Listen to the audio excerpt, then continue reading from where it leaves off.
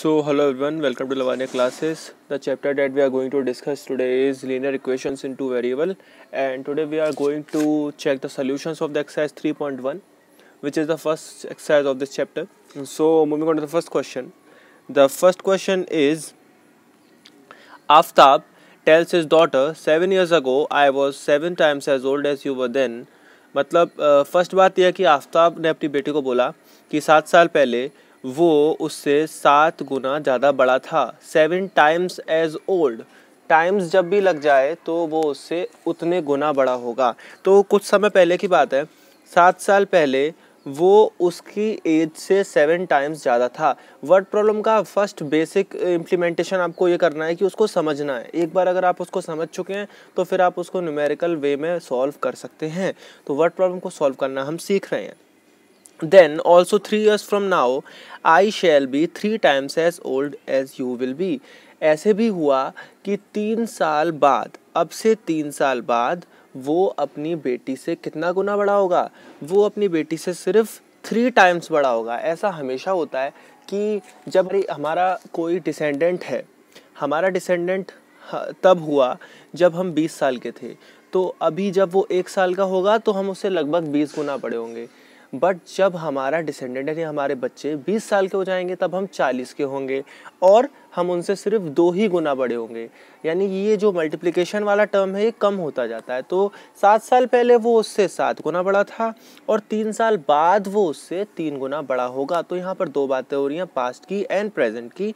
तो अब हमें पहले इसको ग्राफिकली दिखाना है और एल्जेब्रिकली सॉल्व भी करना है. ठीक है, तो दोनों तरीके से इसको हमें रिप्रेजेंट करना है. इसके सोल्यूशन में हम दोनों ही कंडीशन के पास जाएंगे. पहले कंडीशन में हमने बोला था 7 साल पहले, तो हम x जो है वो मान लेंगे एज ऑफ आफ्ताब, ठीक है, और y जो है हम मान लेंगे एज ऑफ हिज डॉटर.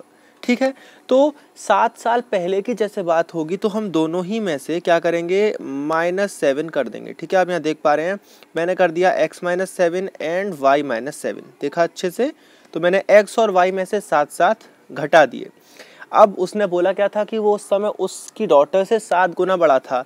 तो डॉटर वाले पार्ट में मैंने कितने का इंटू लगा दिया, मैंने इंटू लगा दिया 7 का. ठीक है, कितने का इंटू लगाया मैंने, 7 का, ताकि वो दोनों पार्ट्स इक्वल हो जाएं.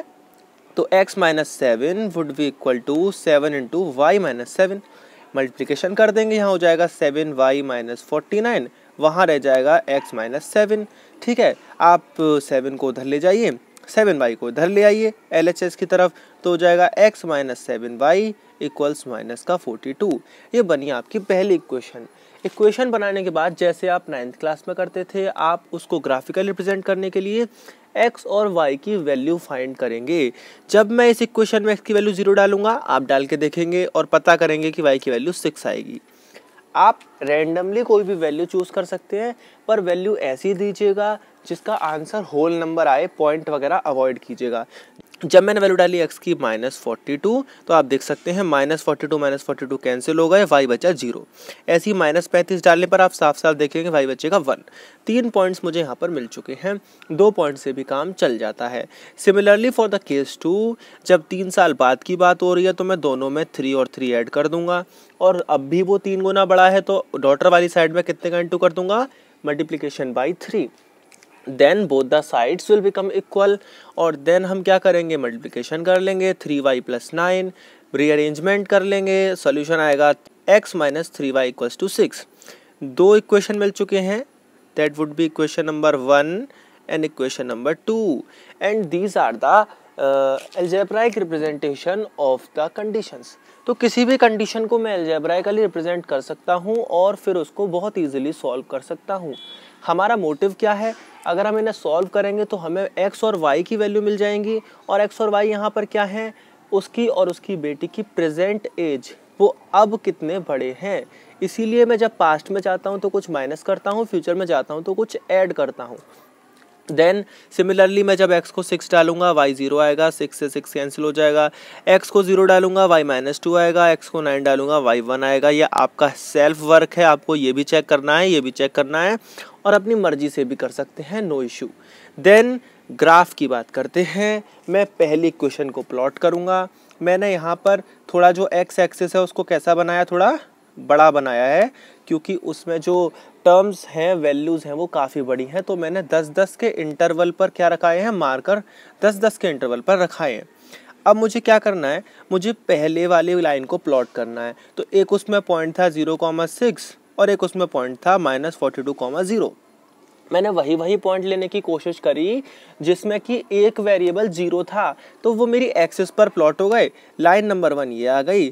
सिमिलरली यहाँ मैंने क्या प्लॉट किया, 6,0 एंड 0,-2 प्लॉट करना आप अच्छे से जानते होंगे, आई नो फॉर श्योर। नहीं आता हो तो कमेंट सेक्शन में बोल दीजिएगा, मैं आपको वो भी बता दूंगा पर्सनली ऑन व्हाट्सएप ग्रुप। ठीक है, ज्वाइन कर लीजिएगा ग्रुप, डिस्क्रिप्शन में आपको लिंक मिल जाएगा। ठीक है, ना दोनों लाइन मिल चुकी हैं। These line will intersect at somewhere. I know these will intersect further away. ये इस पेज से बाहर कहीं पर एक दूसरे को काटेंगी। वो फाइंड करने के लिए थोड़ा बड़ा ग्राफ हो जाएगा, ट्राई मत कीजिएगा, बिकॉज इस क्वेश्चन में वो सॉल्यूशन नहीं करवा रहा है, और जब करवाएगा तो इतना लंबा नहीं जाएगा ग्राफ, आपको ऑन अपने ग्राफ में थोड़ी जगह पर ही सॉल्यूशन मिल जाएगा। Moving on to the next question, वो है a coach of a cricket team buys 3 bats and 6 balls for ₹3,900। तो कोच है, वो परचेज करता है कुछ bats and balls, 3 bats and 6 balls, और पैसे देता है 2900। और होता क्या है, वो दोबारा जाता है, he purchase 1 bat and 3 more balls. Okay, अब वो क्या करता है, दोबारा वो 1 बैट और 3 बॉल और लेता है। फॉर एनी रीजन वो भूल गया होगा तो वो और लेने जाता है, तो उसको 1 बैट और 3 बॉल और लेनी होती है। Then he pays ₹1300।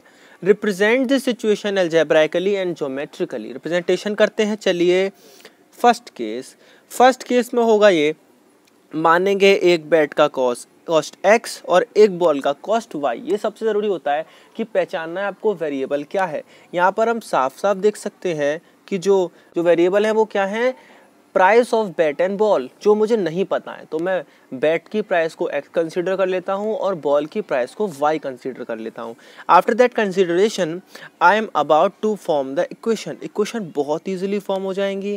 कैसे कि अगर मैंने 3 बैट खरीदे थे, 6 बॉल खरीदी थी, तो क्या हो जाएगा भाई, 3x + 6y, और इसका जो टोटल कॉस्ट आ जाएगा वो आ जाएगा 3900, यानी 3 बैट का प्राइस प्लस 6 बॉल का प्राइस, और total price is 3900 rupees. Similarly एक बैट का प्राइस प्लस 3 बॉल का प्राइस इक्वल्स टू 1300, तो x + 3y equal to 1300। Equation form करना बहुत ईजी था यहाँ पर। अब बात करते हैं उनके पॉइंट्स निकालने की।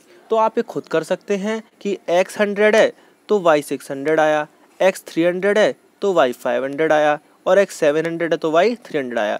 बड़े बड़े पॉइंट इसलिए लेने पड़ेंगे क्योंकि यहाँ जो प्राइसिंग है वो थोड़ी बड़ी है, तो हम वैल्यूज़ को भी इन 100 चला रहे हैं।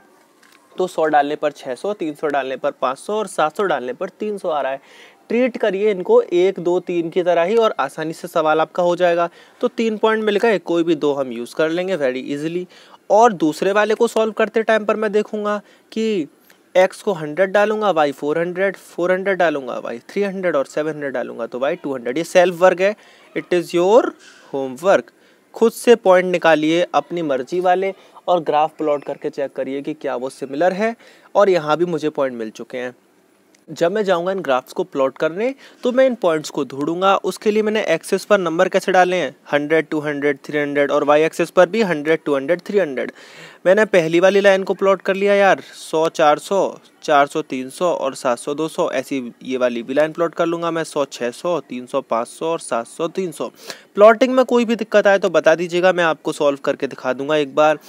इन ग्राफ्स को मैं ड्रॉ कर लूँगा, सॉल्यूशन फाइंड करने की ज़रूरत नहीं है। इस तरीके से मुझे इनका ज्योमेट्रिकल रिप्रेजेंटेशन मिल जाएगा। यहाँ सिर्फ रिप्रेजेंटेशन करना है, ठीक है, सॉल्यूशन से मैं मतलब नहीं है। मैं आपको सिर्फ वर्ड प्रॉब्लम समझा रहा हूँ। अगले क्वेश्चन में, अगले एक्सरसाइज में हम चेक करेंगे कि कैसे इनको हमें सॉल्व भी करना है।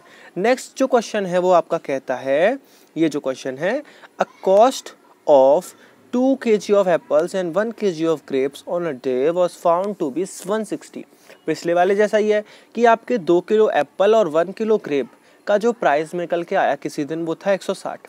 अब एक महीने बाद, आफ्टर 1 मंथ, कॉस्ट फ्लक्चुएट हुए, थोड़ा चेंज हुए, और अब जो कॉस्ट ऑफ 4 kg एप्पल है और 2 kg ग्रेप है वो था 300।